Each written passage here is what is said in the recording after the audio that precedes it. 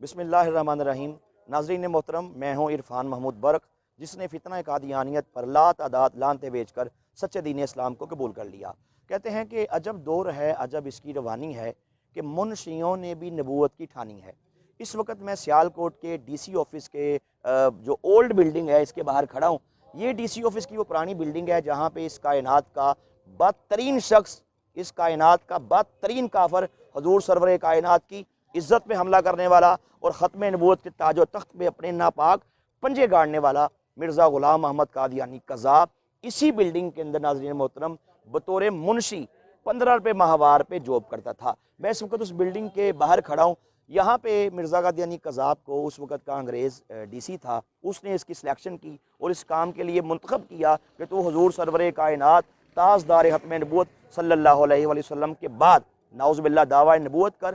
یہاں پہ ہمیں لوگوں نے بتایا کہ مرزا قادیانی قذاب یہاں پہ لگا رہا، اور یہ بھی کہا کہ یہاں پہ ایک عرصہ دراز تک قادیانی جب بھی آتے تو یہاں پہ جوتے وہ باہر پیچھے اتار کے اس بلڈنگ میں آتے تھے کہ ان کے لیے ایک معتبر جگہ ہے۔ حالانکہ قادیانی مردودوں کو اس بات کا شعور حاصل کرنا چاہیے، سمجھنا چاہیے کہ مرزا قادیانی قذاب کو ظالم انگریز نے کھڑا کیا اور پوری زندگی وہ بدبخت اللہ اس کے رسول کی شان میں گستاخیاں کرتا رہا۔ آخر یہی ہذیان بکتے بکتے لیٹرین کے اندر بطور جہنم حاصل ہو گیا، اور اس مرتے ٹائم اس کے منہ سے نیچے سے دونوں راستوں سے گندگی جاری تھی۔ تو جس کی سلیکشن ہی ڈی سی کرے، جس کی سلیکشن ہی انگریز کرے، ناظرین محترم ان کو سوچنا چاہیے کہ وہ بہت بڑا کذاب ہے، دجال ہے، جھوٹا ہے، مکار ہے، وہ نبی نہیں ہو سکتا، کیونکہ ہمارا عقیدہ ہے کہ حضور سرور کائنات تاجدار ختم نبوت صلی اللہ علیہ وآلہ وسلم کے بعد جو بھی دعویٰ نبوت کرے، خود کو نبی کہے کہ میں نبی پیدا ہو گیا ہوں، نعوذ باللہ یہ دعویٰ کرے، بدترین کافر ہے۔ اس لیے مردیوں کو بھی میں اسلام کی دعوت دیتا ہوں